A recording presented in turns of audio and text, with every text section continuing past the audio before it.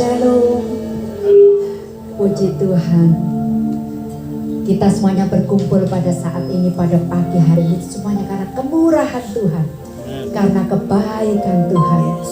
Kita diberikan kesempatan untuk merendahkan diri, memuji dan meninggikan nama Tuhan. Mari kita satukan hati. Saya minta Ibu Lisi untuk berdoa. Tuhan Yesus yang baik, kami mengucap syukur Tuhan buat hari ini. Tuhan memberikan kesempatan kepada kami semua dengan tubuh yang sehat, dengan hati yang merindukan Tuhan. Kami boleh hadir di ruangan doa ini untuk bersama-sama Tuhan. Kami mengagungkan Tuhan, kami memujikan Tuhan lewat pujian penyembahan yang kami naikkan di hadapan-Mu. Terlebih kami rindu untuk diarahkan melalui firman-Mu, supaya kami semua Tuhan hidup seturut dengan firman-Mu dan menyenangkan hati-Mu. Berkati Tuhan kami semua yang hadir di tempat ini, baik kami yang melayani Engkau Tuhan, baik hamba-Mu yang sudah Engkau pilih, baik umat-Mu yang ada di tempat ini Tuhan. Engkau memberkati kami sehingga kami akan dipuaskan Tuhan rohani kami dengan puji-pujian, dengan firman pada hari ini. Dalam nama Tuhan Yesus, haleluya, amin.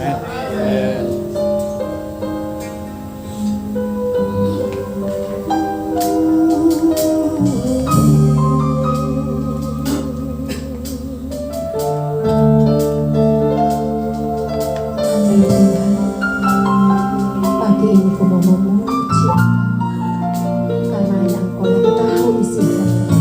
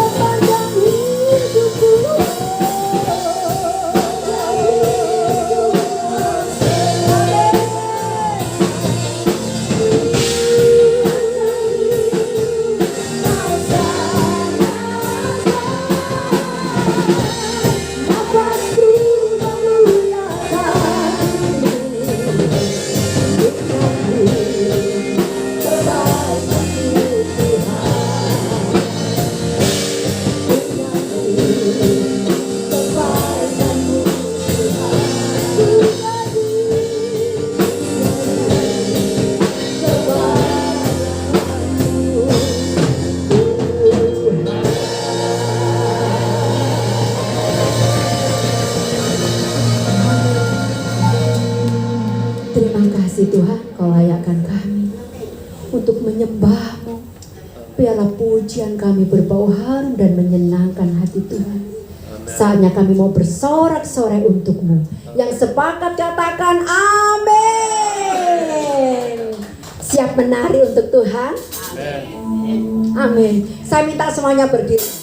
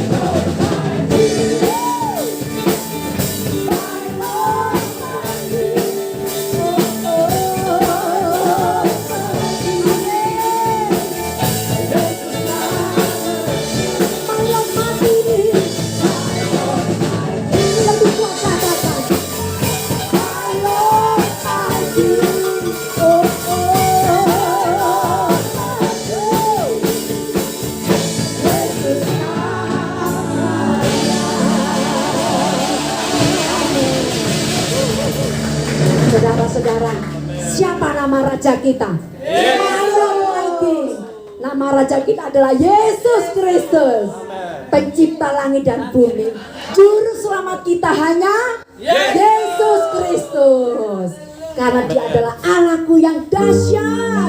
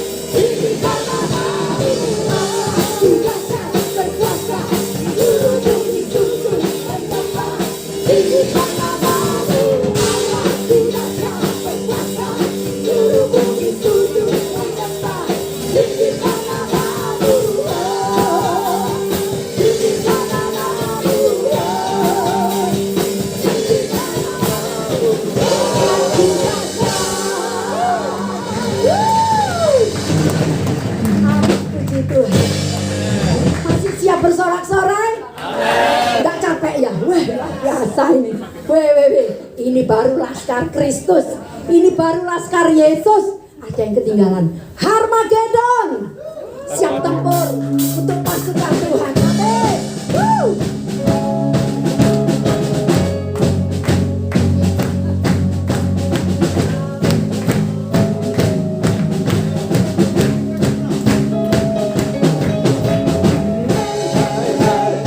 Orang pilihan, orang pilihan,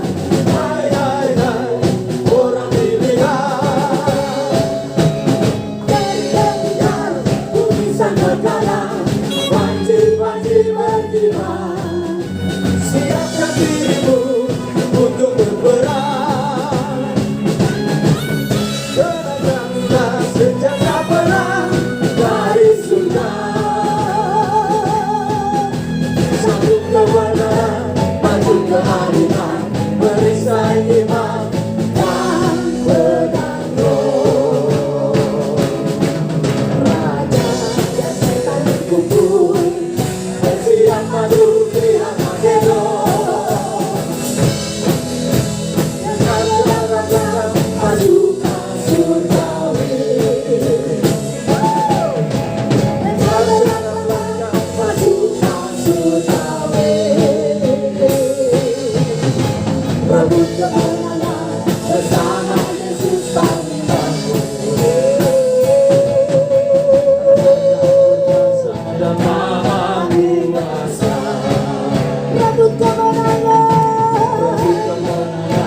Bersama Yesus panggilanmu. Perkasa dan Maha Kuasa.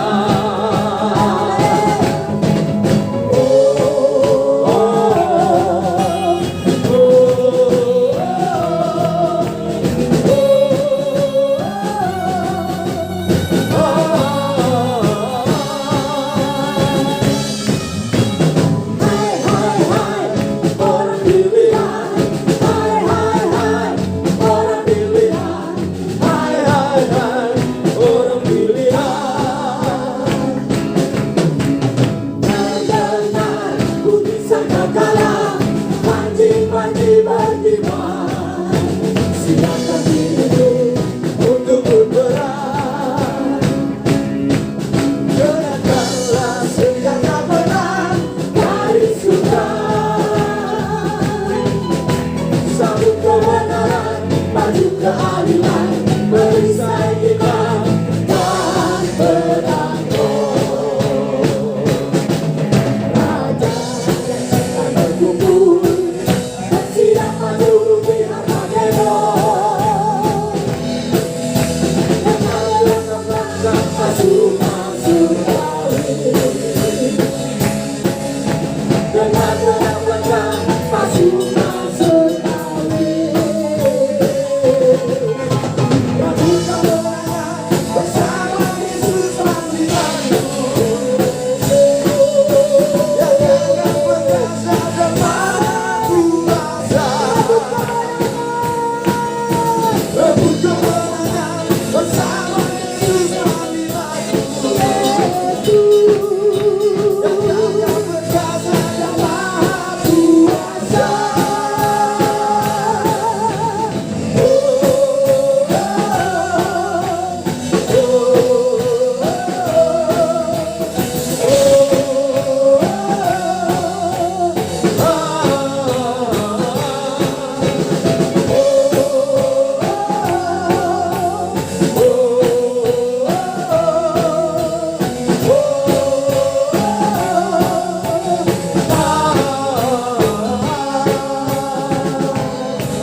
Amin. Langsung. Sebelum duduk coba cari dulu. Allah kita dahsyat. Allah kita dahsyat. Mungkin ada yang baru ya? Ada yang baru hari ini? Oh, siapa namanya? Oh ya. Oh ya, selamat datang. Semoga Kamis depan bisa berkumpul lagi. Mungkin ada kesaksian Bapak Ibu? Oh, Yunita, ayo kesaksian. Kemarin ini menang ini. Golfnya, ayo Bu. Ayo Ci.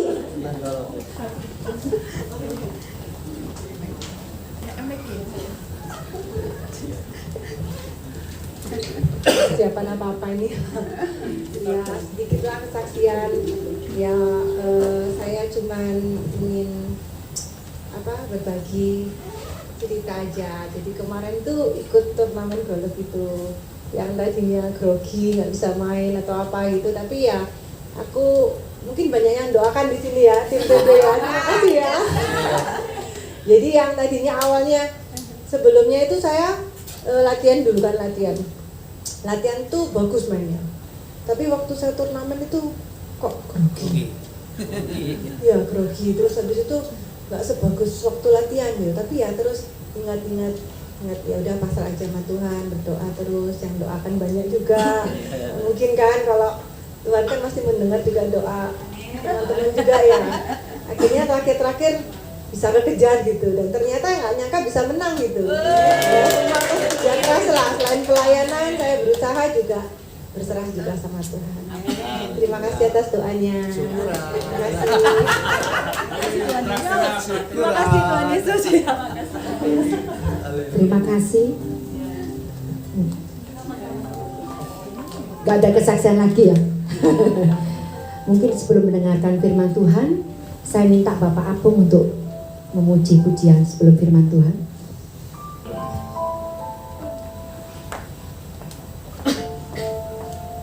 Ya, salam. Salam. Mari kita memuji Tuhan. Membangun bait-Mu.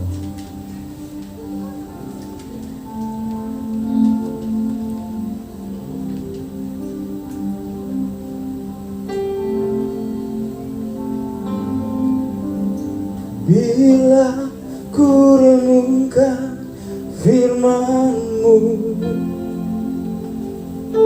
betapa malunya diriku. Bait-Mu di dalamku berupa reruntuhan yang tak berwujud.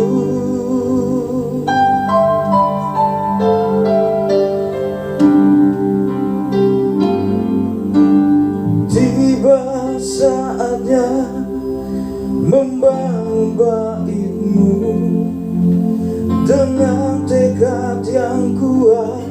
Aku berjanji untuk membangun bait-Mu Tuhan, dengan segala kemegahannya, dan menjadi yang terbaik bagi tempat kediaman-Mu. Kuatkan hatiku, kuatkan semangatku, hingga bait-Mu sempurna di hidupku. Yesus, Kaulah batu penjuru. Yesus, Kaulah dasar segalanya. Ku akan taati, ku akan setia sampai Kau menjemputku. Mari semua kita berdiri, kita bernyanyi bersama. Bila ku renungkan firman-Mu, betapa malunya diriku. Bait-Mu di dalamku berupa reruntuhan yang tak berwujud.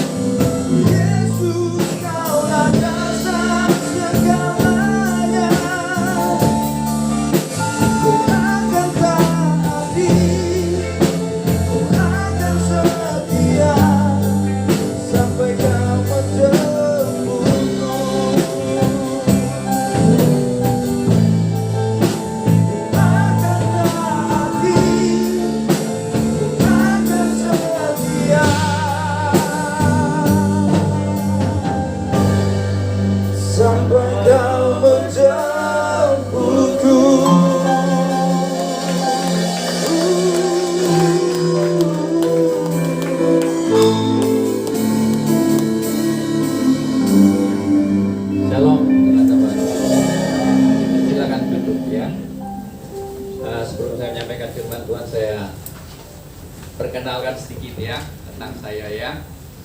Nah teman-teman, saya bersyukur ya saya bisa melayani tempat ini. Ini sesuatu yang istimewa. Saya ditelepon sama saudari Liva ya, katanya ada kesempatan untuk bisa melayani. Saya katakan dia bisa. Saya lihat jadwal saya bisa ya. Saya baru pulang dari Kendari juga ya. Nah selama mungkin sudah 3 kali ya saya ikuti ya, dan kemudian yang ketiga kali saya lihat tempat ini bagus ya. Bukan bagus tempat ya, tapi orang-orangnya yang bagus yang bersekutu ya. Kemudian saya lihat dari istrinya Pak Stephen baru pulang dari Jakarta langsung melayani ya.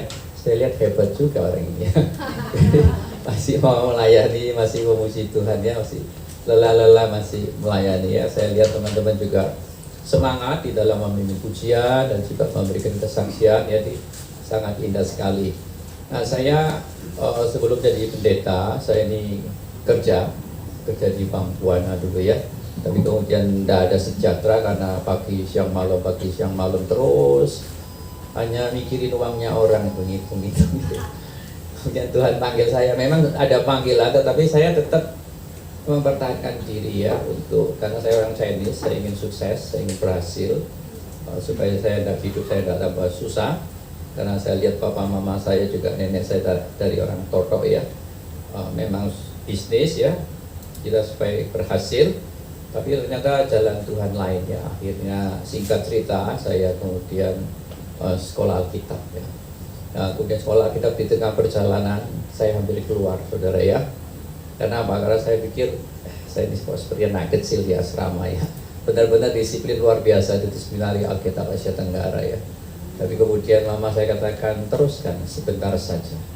Nah, kalau ada di Surabaya, saya sekolah di Surabaya, tapi saya lihat sekolah Alkitab yang benar-benar cukup bagus waktu itu ya, sekarang sudah banyak di Malang ya, saat Malang ya. Nah kemudian selesai, saya lanjutin lagi sampai di Tiranus, selesai lagi, saya sampai tidak mikirin pacaran ya. Tapi mama saya yang bingung ya, ibu-ibu doa puasa juga ya. Saya sampai mau sekolah ke Amerika ya. Tapi memang komitmen saya, Tuhan panggil saya melayani, ya sudah melayani, sudah tidak memikirkan sandang pangan, hidup dan sebagainya. Saya pikir, wah menikah ini juga tidak gampang, bukan seperti pendeta sekarang yang kaya-kaya ya. Zaman dulu itu suffering teologi penderitaan hamba Tuhan dulu ya. Saya katakan, ini bikin susah orang, anaknya orang gitu. Tapi karena ini pelajarannya nggak bagus juga karena kurang beriman. Iman sih ada, cuma kurang berani melangkah ya. Nah kemudian saya kasihan ya, karena keluarga adik-adik saya sudah menikah, akhirnya saya berdoa ya menikah ya, karena saya kasihan mama saya. Tinggal kamu saja katanya, semua sudah punya anak, menikah kamu saja ya. Nah ibu-ibu juga, namanya ibu-ibu suka ngomong ya, mungkin Pak Didi itu homo. Karena mau nikah dikenalin orang sana sini, karena saya pikirannya melayani ya. Kemudian satu hari menikah ya semua kaget ya, mereka sampai doa puasa sampai nggak ada powernya doa puasa. Ini cerita secara manusia ya. Nah akhirnya saya menikah, rupanya Tuhan yang memimpin ya. Saya kenal istri saya, dia seorang dokter, bapaknya juga profesor yang sudah meninggal ya, profesor di UNER ya. Nah kemudian orangnya humble, baik sekali ya. Dia juga bukan orang yang kaya, tetapi sangat dihormati ya, karena suka menolong orang. Nah kemudian istri saya menikah ya, akhirnya dia juga punya talenta yang suka mengajar ya. Dan pada waktu itu memang saya waktu sekolah saya ingin jadi dokter waktu itu ya, dokter, tapi gagal sakit. Ini ceritanya cukup panjang.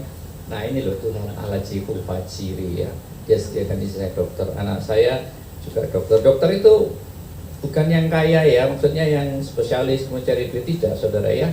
Karena istri saya raya mengajar di UNER, dia ngajar dokter spesialis karena di UNER ya S3 ya. Dan anak saya juga ambil spesialis di gizi klinik. Saya cuma pesan mereka ya, kalau kamu sekolah memang keluar uang cukup lumayan ya, untuk kalau ada yang miskin tolong ya. Kalau memang yang cukup ya bayar sih normal ya, namanya normal. Tetapi ingat, visi kita adalah bukan cari uang, tetapi untuk melayani. Saya bersyukur istri saya Kristen yang cukup baik, dan kemudian anak-anak saya sekarang masih yang satu kerja, yang satu masih sekolah di Semarang. Dan nanti minggu ini saya akan Sabtu besok saya akan berangkat ya untuk ninjau ya. Saya bersyukur karena mereka semua on the track ya, masih ada di dalam jalan Tuhan. Hadiah yang terbesar adalah kalau hidup kita selalu berpaut dengan Tuhan ya. Saya bersyukur teman-teman cukup baik di sini, semangat melayani, pencipta lagu di grup juga. Saya perhatikan itu firman Tuhan terus yang dibahas ya. Saya tidak bisa mengikuti karena terlalu banyak grup ya. Cuma saya berusaha lihat kalau bisa kasih masukan yang lumayan. Saya lihat Pak Stephen juga pengetahuan Alkitabnya luar biasa ya, karena dia belajar ya, dan juga rekan-rekan di sini juga ada grup hamba Tuhan di sana, saling sharing, saling mempertajam ya, terus melayani itu sangat baik ya, supaya kita melayani nggak sampai salah ya. Saya lihat Pak Stephen juga bagus ya. Nah teman-teman, pada pagi ini saya akan menyampaikan firman Tuhan tentang undangan Allah ya. Saya sebetulnya sudah melayani di 3 gereja ya, 3 gereja ya, 2 institusi ya, Evangelist Explosion dan World Teach waktu itu ya. Jadi Anda kalau tahu The Break of Jabez itu yang terkenal kan, itu saya pertama kali yang merintis di Jawa Timur dan ke seterusnya, dan yang di Barat itu, yang di Jakarta itu Jenderal Mantiri ya waktu itu ya. Nah tetapi ya The Break of Jabez sih baik, tetapi kalau disampaikan dengan cara yang salah jadi salah saudara ya. Jadi karena kita perlu belajar ajaran-ajaran yang bagus. Saya juga melatih Evangelist Explosion, sudah ribuan orang yang saya latih itu hamba-hamba Tuhan, termasuk seminar-seminar. Saya bersyukur karena bisa melengkapi mereka ya, supaya bahan-bahan itu bisa dipakai. Masanya kita ini bukan mendirikan kerajaan gereja saudara ya, tapi kita mendirikan kerajaan Kristus, beritakan Injil, karena akhir zaman itu kalau kita lihat tanda-tanda itu sudah sangat dekat. Nah saudara, Alkitab itu sebenarnya cerita tentang Allah yang berkarya untuk manusia, bukan cerita manusia untuk Allah. Nah ini sekarang dibalik saudara ya. Jadi salah saudara, kalau Anda perhatikan Alkitab menciptakan langit dan bumi dan semuanya, dan kemudian memberikan pada manusia jatuh dalam dosa. Allah terus berkarya sampai nanti akan datang kedua kali, masih berkarya untuk kita. Jadi sebetulnya kalau Anda baca Alkitab adalah kisah Allah yang berkarya untuk manusia, bukan manusia untuk Allah ya. Karena sekarang kita lihat banyak ajaran-ajaran itu Allah untuk kita saudara. Ini salah saudara ya. Kita harus fokus untuk muliakan Tuhan ya. Seperti di grup juga dikatakan, dahulukan kerajaan Allah, maka semuanya akan ditambahkan kepadamu. Karena itu mari kita saat ini kita bahas undangan tentang Allah ya. Mari kita berdoa. Bapa Surgawi, Engkau gembala yang baik, Engkau yang sudah memimpin, memelihara, menuntun kami, menyegarkan, mencukupi kehidupan kami. Sekalipun kami pernah lewati lembah-lembah kekelaman sesuai dengan bagian kami masing-masing, tetapi kami melihat gada dan tongkat-Mu yang selalu menyertai kami. Meskipun dalam kesulitan-kesulitan, Engkau menyediakan hidangan bagi kami ya Tuhan. Karena itu Tuhan, kami rindu selalu meninggikan, memuliakan Engkau seperti puji-pujian yang dinaikkan. Kami ingin rindu selalu dekat dengan Tuhan, selalu memuliakan Engkau. Berkati tempat ini, berkati Pak Stephen juga bersama istri, juga rekan-rekan yang selalu bersekutu setiap hari Kamis, dan kemudian terus beritakan Injil. Engkau urapi, Engkau berkati mereka. Berkatilah hamba yang hina-hina ini, urapi agar boleh men-sharingkan bagian firman Tuhan ini kepada mereka. Dengar doa kami, dalam nama Tuhan Yesus kami berdoa. Amin. Baik teman-teman, hari ini saya tidak ceramah dan tidak mengajarkan doktrin, tapi renungan saja di Yesaya pasal 55. Mari kita baca bersama-sama Yesaya 55.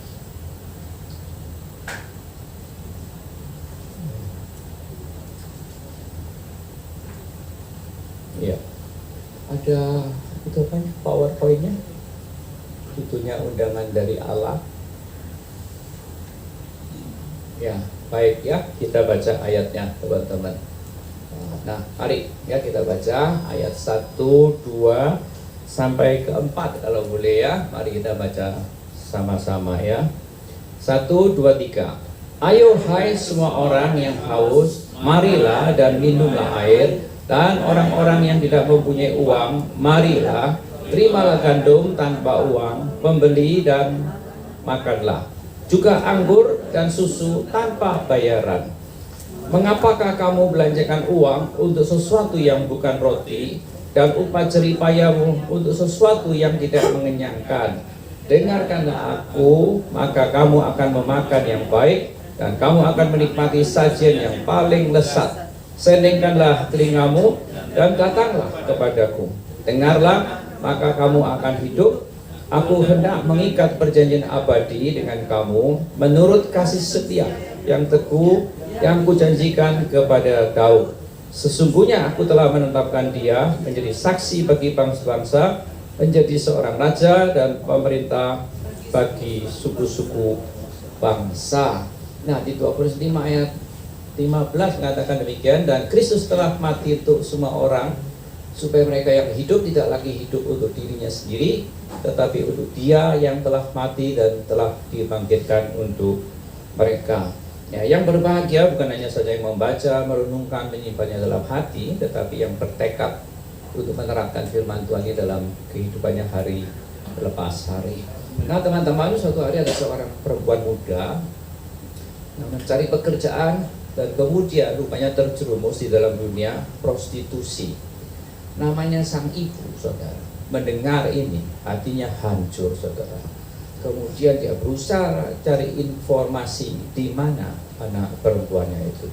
Lalu dia dengan jeripaya dia berusaha dari mencari info ke sana, ke sini. Akhirnya menemukan dia ada di suatu tempat prostitusi, saudara. Nah, saudara, kemudian ibu ini meluncur ke tempat tersebut, mulai dari satu rumah ke rumah ke rumah. Akhirnya dia menemukan, oh anaknya di sini. Dia tunggu anaknya, rumahnya tidak muncul-muncul selama beberapa hari. Nah saudara, kemudian akhirnya ibunya meninggalkan tempat itu. Lalu dia ambil mantelnya, dia taruh di kursi, saudara. Lalu ada gambar fotonya mamanya ini ya. Dikatakan tulisan itu, hai anakku, pulanglah, aku merindukan kamu.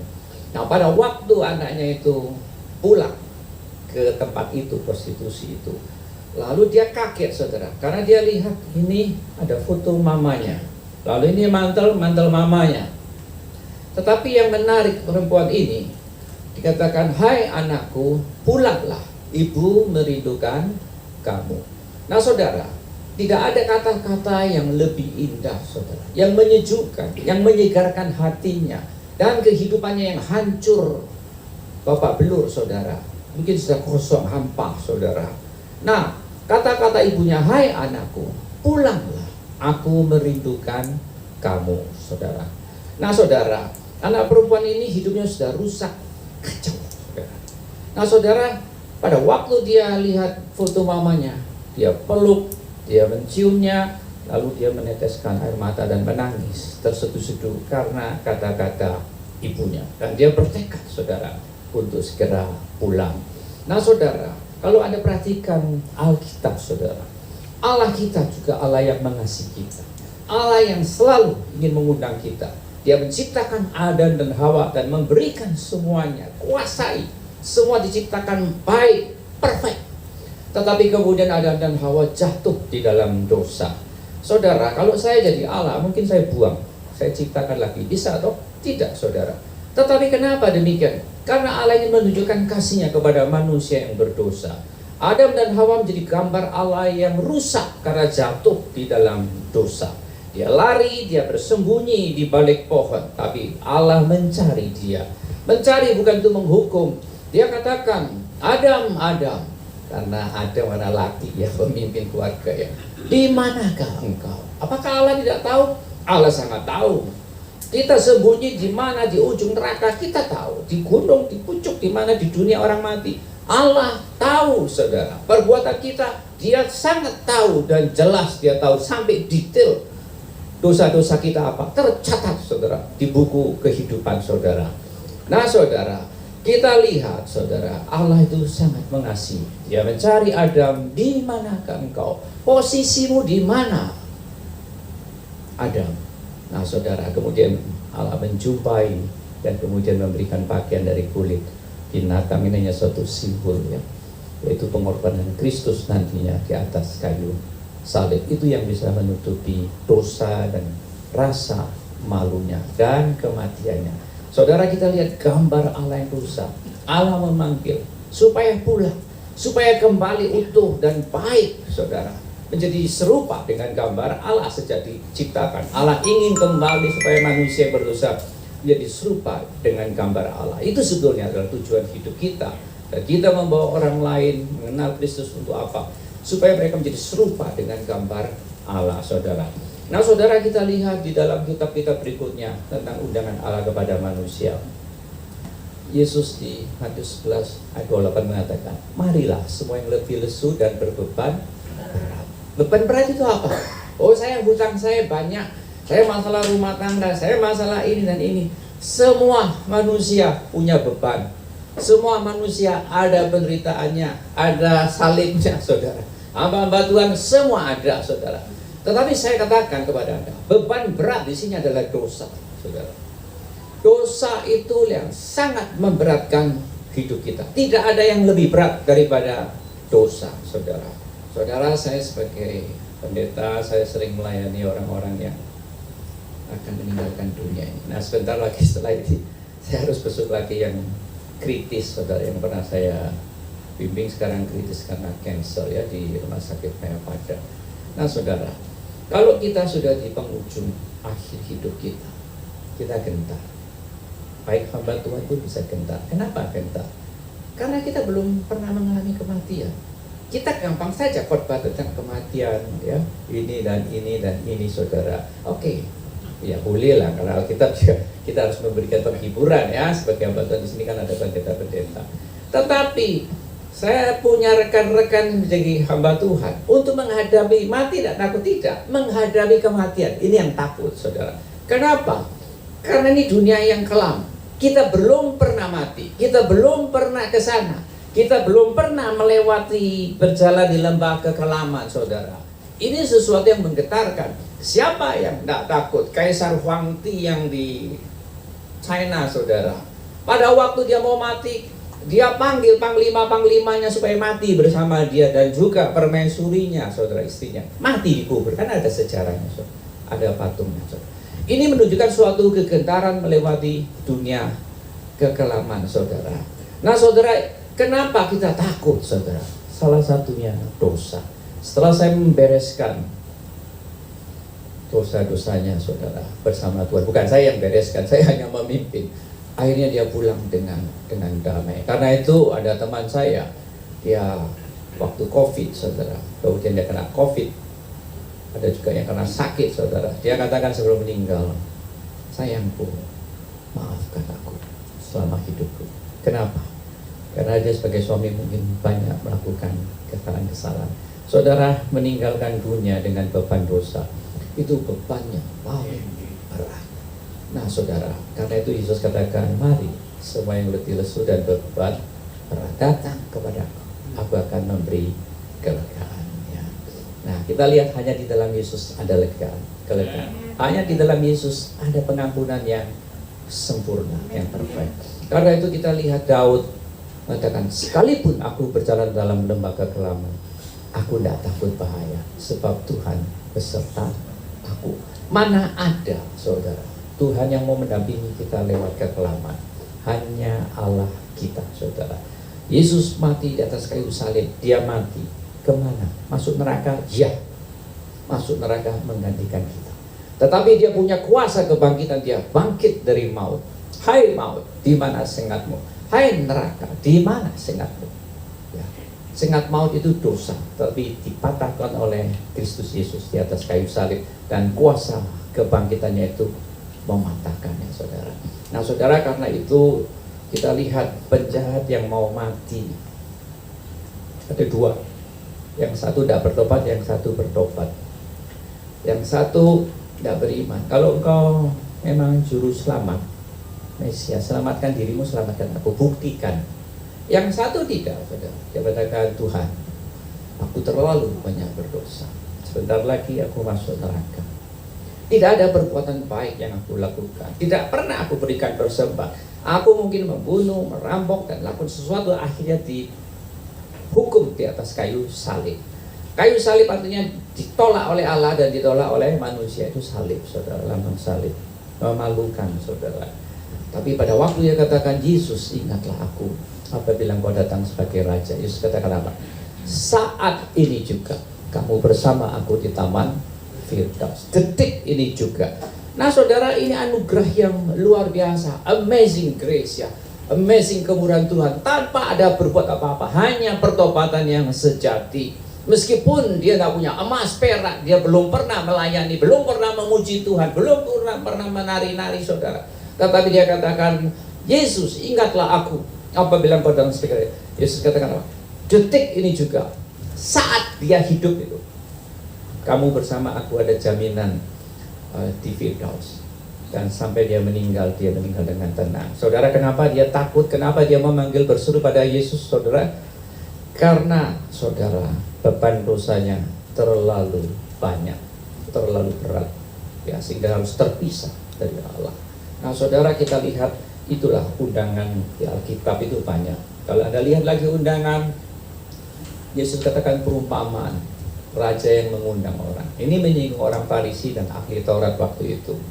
Ada seorang raja, anaknya ada acara, undang teman-temannya. Nah, ini pembesar-pembesar. Raja pasti temannya pembesar. Tidak ada yang mau datang, saudara. Ini menyinggung orang-orang Farisi dan ahli Taurat, saudara, waktu itu. Dia memang sengaja berbuat. Tidak ada yang datang, tidak mau datang. Kemudian dia panggil pesuruhnya, kamu pergi ke pasar-pasar, jalan-jalan. Siapa saja yang bisa diundang, undang, datang. Nah saudara, kalau yang berpakaian rapi, yang mau ikut undangan silakan. Kalau tidak perlu. Ya. Kemudian saudara, itu perumpamaan itu kenapa?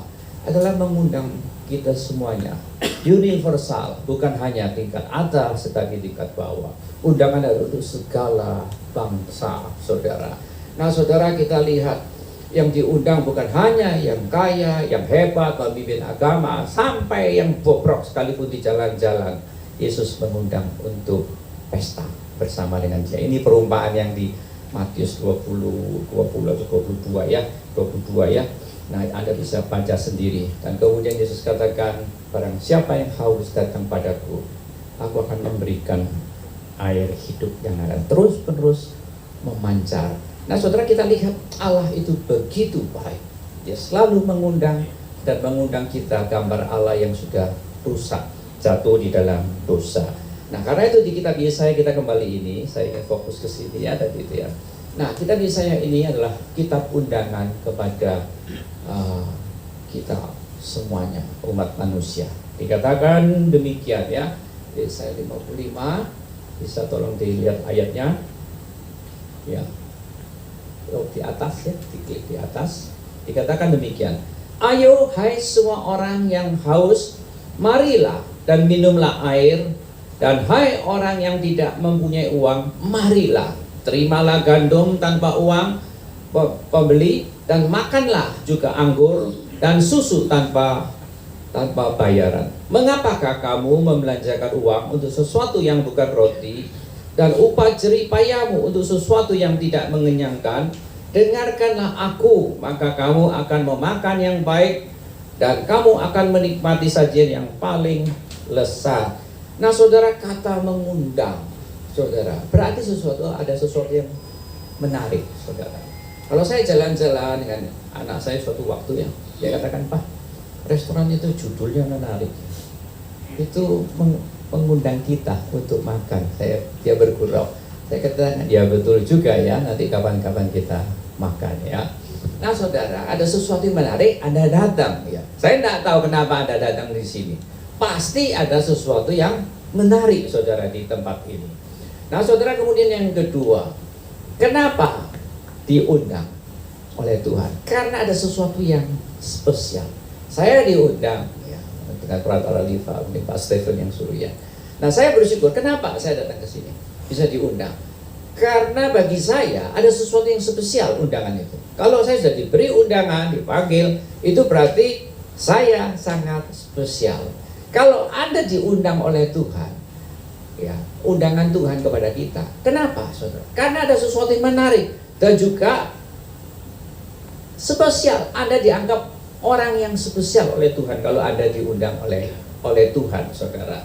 Nah, saudara, itu sesuatu yang luar biasa. Sekarang kita mulai lihat apa sih latar belakangnya. Kenapa Tuhan itu mau mengundang kita, saudara? Mengundang segala orang untuk datang kepadanya di dalam ayat Yesaya 55 ini.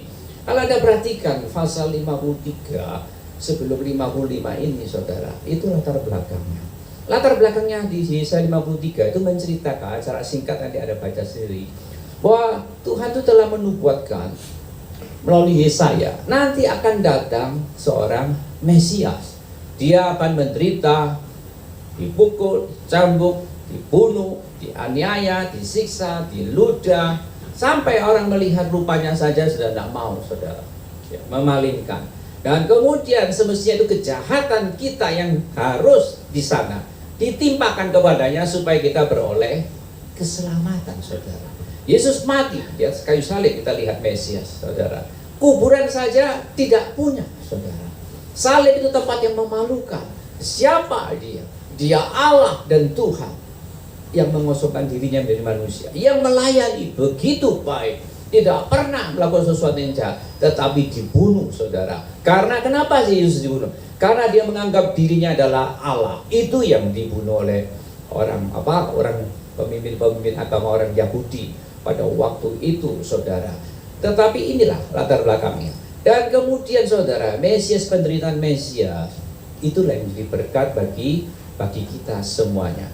Nah, dia mati, tetapi Yesaya 54 kemudian menceritakan, saudara, Anda baca sendiri, yaitu tentang berkat-berkat akibat daripada Mesias yang datang, ya. Dan akibatnya, saudara, yaitu keselamatan bagi kita.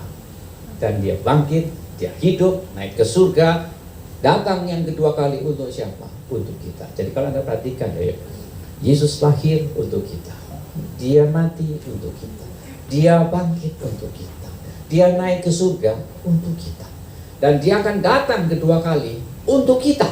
Saudara, siapa kita, saudara? Saya kadang-kadang merenungkan, siapa saya ini? Debu saja mungkin lebih terlihat.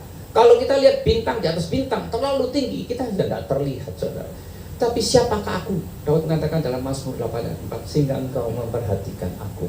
Saudara, karena itu kalau Anda bisa jadi anak Tuhan, sudah kamsia ya, terima kasih yang tidak ada taranya sama Tuhan, saudara. Nah, saudara, kita lihat kembali Yesaya 54 kemudian menunjukkan berkat-berkatnya. Itu kita bisa jadi anak Tuhan, kita bisa bertumbuh, kita bisa berbunga, kita bisa berbuah, dan kemudian kita bisa bersorak-sorai, kita bisa jadi berkat bagi orang lain, yang termasuk di tempat ini, Pak Stephen, ya, walaupun dia ada berkat khusus dari Tuhan, dia sediakan tempat sehingga kita bisa nikmati. Dan saudara, ini bukan karena dia, ini karena berkat Tuhan yang dititipkan oleh dia, ya, untuk disalurkan untuk memuliakan Tuhan. Selain dinikmati, kita perlu menikmati Tuhan, ya, tapi kita perlu memuliakan Tuhan. Nah, saudara, dari latar belakang ini supaya Anda mengerti, disitulah akhirnya Yesus yang Mesias yang menderita, dia bangkit, ya, dan kemudian dia jadi berkat bagi banyak orang. Nah, di dalam ayat 55 ini, bagikan, undanglah kepada semua orang. Jadi saudara, kita menjadi orang Kristen, kita bukan hanya sebatas Yesus mati dan tebus, bangkit, akan datang kedua kali untuk kita dan sebagainya, saudara.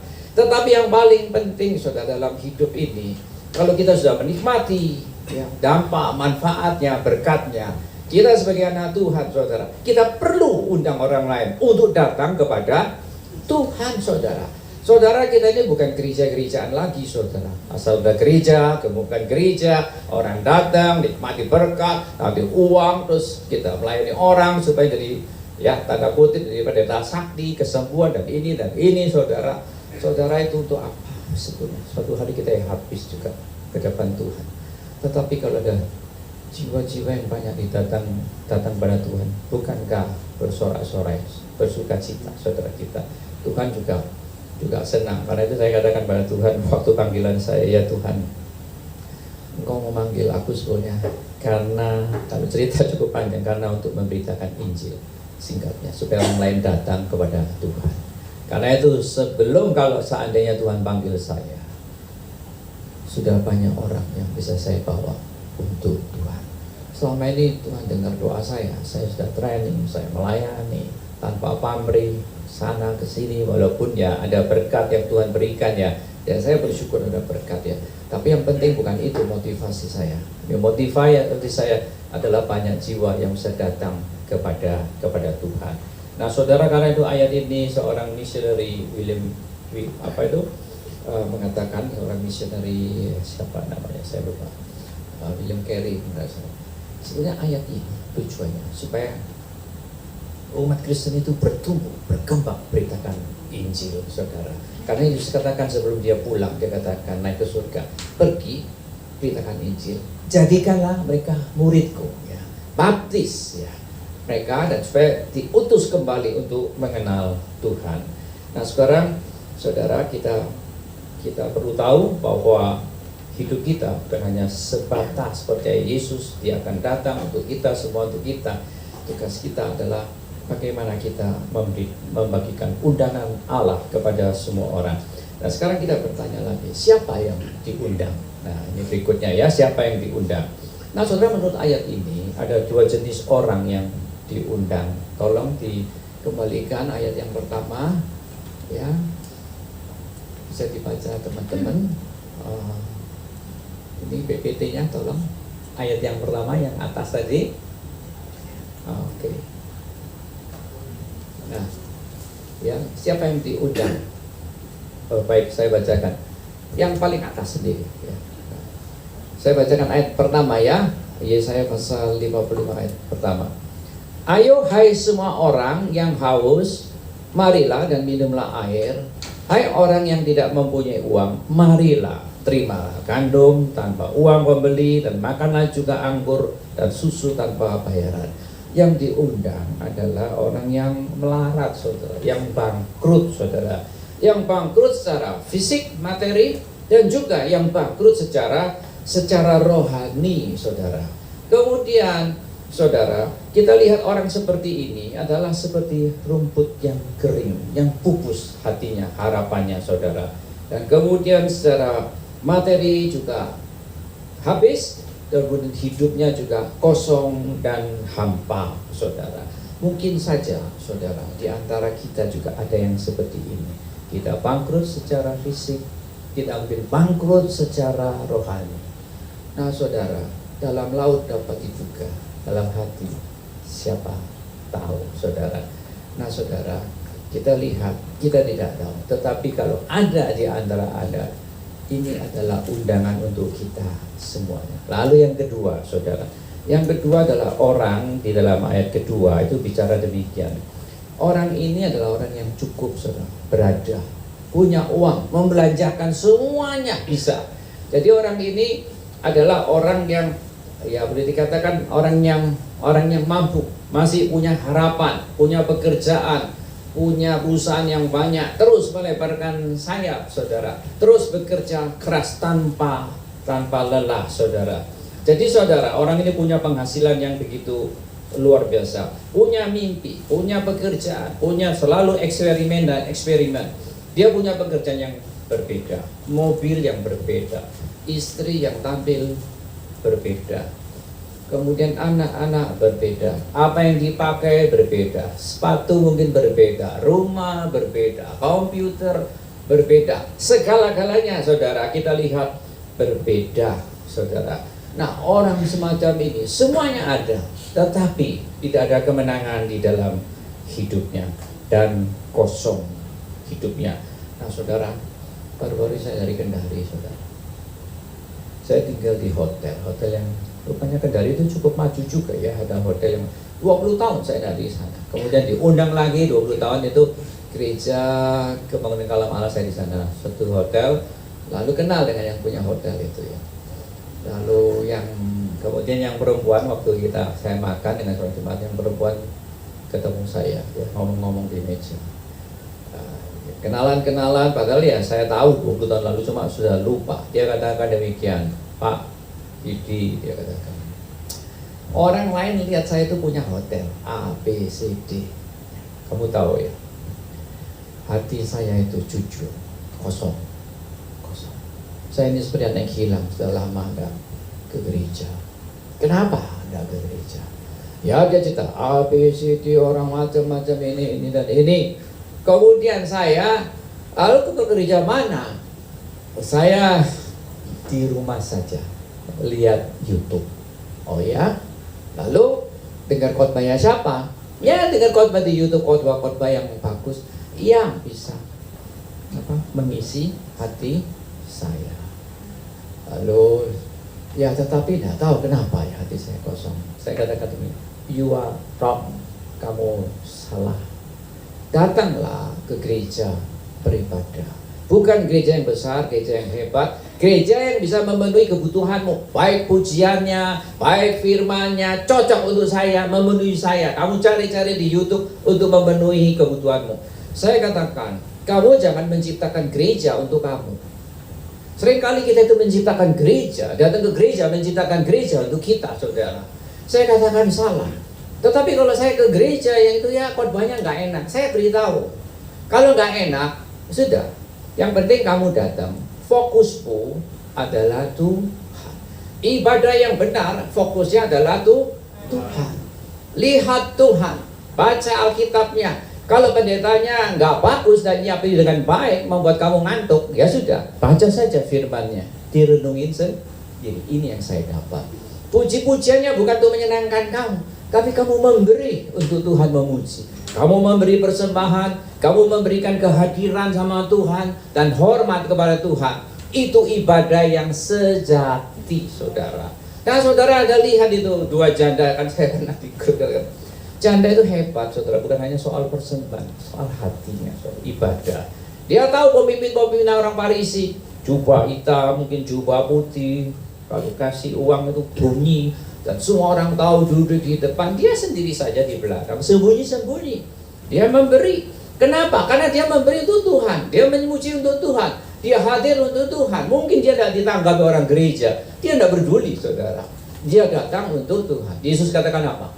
Ini yang hebat. Baik persembahannya meskipun kecil, Tuhan bukan soal kecil besar, hati di balik persembahan dan kehadirannya untuk menyembah Tuhan. Nah, saudara, kita perlu ibadah.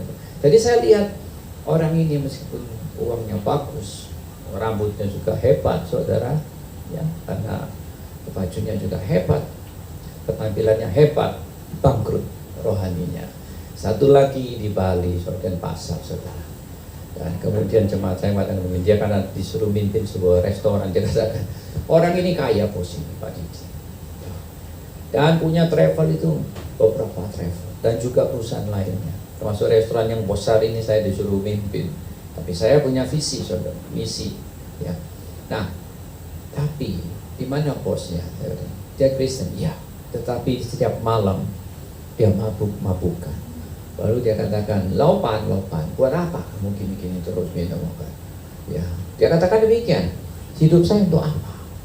Ya, anak saya tidak punya anak. Ya, saya senang-senang saja. Ya, ada istri tapi ya saya senang-senang nikmati untuk apa uang ini? Nah, saudara, saya lihat orang ini bangkrut, punya segala-galanya, semua berbeda, tetapi saudara bangkrut secara rohani. Saudara mungkin semua di sini mungkin ada yang hadir mungkin semua ada, tetapi saudara mungkin saja hatimu bangkrut, saudara, kerohanianmu bangkrut. Tuhan mengundang Anda juga saat ini, saudara. Nah, saudara, ya, oh saya pendeta, belum tentu, saudara. Kadang-kadang kita bangkrut, saudara, secara rohani, kosong. Ya, kalau ada mengalami penderitaan, kesulitan seperti teman saya, why God, why me? Kenapa saya yang sakit? Kenapa saya yang sakit? Kenapa ada orang lain, bukan? Kan repot, gitu ya. Kita nggak perlu semua kejadian adalah seizin Tuhan. Ya, kita harus hadapi. Kita harus beriman, ya, menunjukkan iman di tengah-tengah penderitaan. Cerita memang dihadapi. Menunjukkan apa? Iman, ketekunan. Dan kita berdoa untuk Tuhan, ya. Menghasilkan apa itu? Kesabaran, ya, kita. Nah, saudara, kita lihat beberapa bisa bangkrut. Nah, Tuhan juga mengundang kita untuk kembali. Mungkin anak-anak kita yang bangkrut, mungkin teman kita, orang-orang sekitar kita. Nah, saudara, itulah dua macam orang yang Tuhan undang. Yang bangkrut secara fisik, yang juga bangkrut secara rohani, yang juga secara fisik oke, tetapi semua materi oke, tetapi sebetulnya ya keronjanya bangkrut. Orang-orang seperti ini ada di mana-mana, saudara. Nah, sekarang apa yang ditawarkan oleh Tuhan? Nah, saudara lihat ya, marilah terimalah gandum tanpa uang, makanlah anggur dan susu tanpa bayaran. Jadi saudara, dia bukan hanya mengundang, tetapi dia memberikan sesuatu yang gratis. Di dalam undangannya itu susu, air, saudara. Air itu lambang kesegaran, saudara. Kesegaran, kalau orang tidak ada air ya dehidrasi, saudara. Jadi air itu menyejukkan kita. Kalau kita tidak mandi satu hari saja tidak enak, tapi begitu mandi rasanya kok segar air ini. Ada apanya, saudara? Ya saya pernah karena sibuk-sibuk nggak sempat mandi, tidak enak semua pada, tapi begitu mandi, saudara, hati itu segar. Kalau ada haus kemudian minum, kan rasanya enak, saudara. Karena itu kita lihat Tuhan adalah gembala yang baik. Daud katakan, Tuhan adalah gembalaku, tak akan kekurangan aku. Ia membaringkan aku pada kerumput, dia juga menyegarkan aku dengan membawa aku ke tepi air yang tenang. Saudara, Anda bisa punya segala hal. Anda bisa percaya Yesus di gereja, tetapi belum tentu hatimu tenang dan sejuk. Kalau ada masalah, ada kesulitan, datang kepada Dia, maka Tuhan akan memberikan kesejukan. Dialah air hidup. Dan kemudian susu, saudara, itu menunjukkan makanan bergizi. Kita bukan hanya diberikan kesejukan oleh Tuhan, saudara, tapi Tuhan ingin memupuk kita dengan makanan-makanan gizi melalui firman Tuhan yang bagus. Kita perlu menikmati firman Tuhan yang bergizi, saudara. Firman Tuhan yang berbobot, bukan asal-asalan gitu ya, tetapi firman Tuhan yang bukan makanan seperti susu terus, tetapi makanan-makanan yang keras supaya kita tumbuh kuat sehingga kita bisa jadi berkat bagi orang lain. Kalau Anda perhatikan baby selalu tidak lepas dari mamanya. Kalau mengeluarkan air susu, itu perlu dikasih air susu ibu paling tidak 6 bulan. Itu imun sistem yang kuat. Ada jemaat saya kena COVID, babynya kena lagi, nangis, saudara, baru lahir. Saya katakan, kenapa nangis? Kamu minum air susu, dia akan sehat. Kamu mungkin yang perlu waktu. Benar sehat ya. Kemudian ibunya yang tidak sehat. Akhirnya ibunya cari susu ibu, dia minum air susu ibunya orang lain. Dia katakan, ya boleh sih boleh, tapi anaknya kasih air susu ibunya, air susu ibu dia, dan juga kasih orang lain dan sehat, saudara. Jadi saudara, luar biasa ya Tuhan menciptakan ya. Jadi karena itu kalau kita bisa minum air susu ibu, kita sungguh berhutang budi sama mama-mama kita ya. Karena Tuhan juga memberikan melalui ibu kita. Nah saudara, jadi Tuhan ingin Anda memiliki gizi ya, untuk orang Kristen yang bergizi. Kemudian yang terakhir yaitu buah anggur. Buah anggur itu lambang sukacita. Kebanyakan anggur mabuk, kalau sedikit itu juga baik. Lambang kegembiraan. Seperti di pesta, Yesus juga memberikan anggur yang terbaik. Dialah anggur kehidupannya. Aku pokok, kamu rantingnya ya. Jadi Yesus adalah pokok yang kita rantingnya. Nah saudara, kalau diberkati oleh Tuhan, kadangkala di Mazmur 8 kita bisa menjadi seorang ibu, orang tua, dan anak-anaknya seperti buah anggur di tepi kita, saudara. Nah saudara, kemudian selain diberi makanan, kualitasnya, saudara, dikatakan kualitasnya, dikatakan demikian, nikmatilah makanan yang baik dan nikmat, dengarkan aku dan rajin makanlah yang baik dan nikmatilah makanan yang enak, saudara. Artinya saudara, Tuhan ingin memberikan yang terbaik. Hanya Tuhan yang bisa memberikan yang terbaik. Dalam hati manusia tidak bisa diisi oleh apapun juga kekosongan kita selain Tuhan. Anda lihat pada waktu perempuan Samaria, Yesus ke Samaria, dia duduk di tepi sumur Yakub. Ini aneh saudara, sendirian ya, gak ada siapa-siapa. Muridnya berbicara makan, Yesus sendirian saudara. Kemudian datang perempuan Samaria, nimba air. Yesus katakan, berikan aku air minum. Lalu perempuan Samaria mengatakan, Anda bisa baca sendiri ya, kamu orang Yahudi, kok minta sama aku? Hatinya masih ada permusuhan, kebencian saudara. Lalu Yesus katakan, kalau kamu tahu siapa aku, sesungguhnya engkau akan menerima anugerah karunia Allah, kemurahan Allah, dan engkau akan meminta air hidup yang akan terus memancar terus menerus dalam hatimu. Berikanlah aku. Kamu kan tidak punya timba. Yesus katakan betul, tapi berikan kepadaku, maka kamu akan menerima air kehidupan. Tolong, kamu orang Yahudi, kamu ini kan sumur Yakub, kamu kan tidak punya timba. Ya. Lalu dia katakan, akhirnya singkat cerita itu, Yesus katakan, kalau kamu tahu aku, kamu akan memintanya ya padaku, dan kamu akan mendapatkan air itu. Berikan padaku air hidup itu. Yesus katakan, panggil suamimu. Aku tidak punya suami, ada 5. Itu 1, 2, 3, 4, 5. Malu dia saudara, kok bisa tahu? Dan dia mulai tahu bahwa ini nabi. Tapi terakhir dia tahu dia Mesias, tahu segala sesuatu tentang perempuan ini saudara. Perempuan ini hancur hatinya, haus, diperlukan laki-laki 1, 2, 3, 4, 5 mencari cinta yang sejati, tetapi dia tidak memperoleh. Dia mencari air kehidupan yang benar-benar bisa melegakan dia, membuat dia tidak haus lagi dengan suami-suami yang tidak sah itu saudara. Nah saudara, dia tidak memperoleh, tapi Yesus memberikan air kehidupan.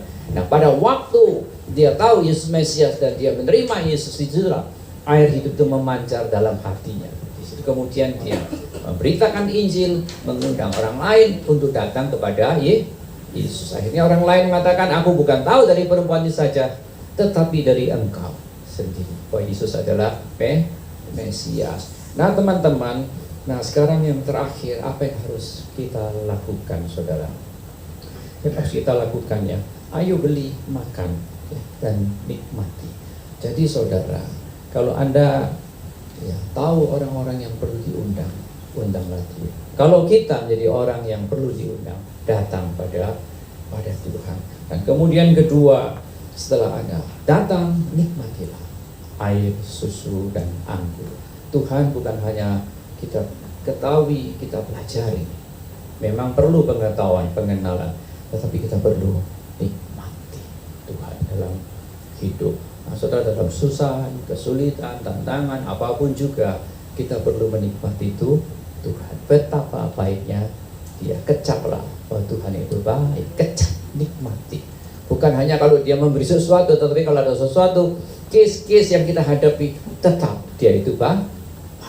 Karena di dalam kesulitan, kita akan menikmati tangan Tuhan yang selalu menyertai kita, ya, khususnya di dalam keselamatan yang Tuhan berikan.